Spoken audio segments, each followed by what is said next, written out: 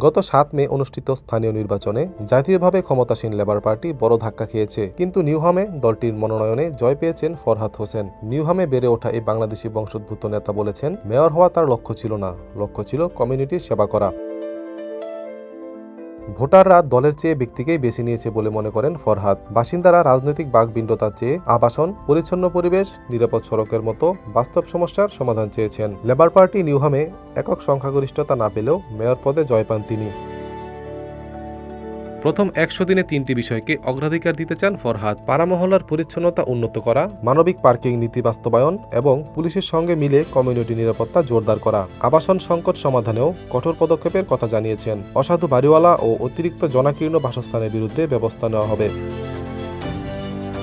নিউহামে প্রায় ৪০ থেকে ৫০ হাজার বাংলাদেশি বংশোদ্ভূত মানুষের বাস।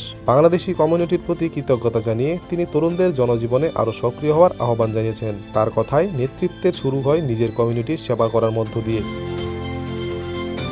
উল্লেখযোগ্য যে একই নির্বাচনে টাওয়ার হ্যামলেটসেও পুনর্নির্বাচিত হয়েছেন বাংলাদেশি বংশোদ্ভূত মেয়র লুৎফর রহমান। ফলে লন্ডনের 5টি নির্বাহী মেয়র শাসিত বরোর দুটিতে এখন বাংলাদেশি নেতৃত্ব। ফরহাদ বলেছেন, এটি ব্রিটিশ বাংলাদেশিদের দীর্ঘদিনের অবদানের প্রতিফলন এবং তরুণ প্রজন্মের জন্য অনুপ্রেরণার উৎস। ATV USA international desk. ATV USA, বিশ্বজুড়ে বাঙালিয়ানা।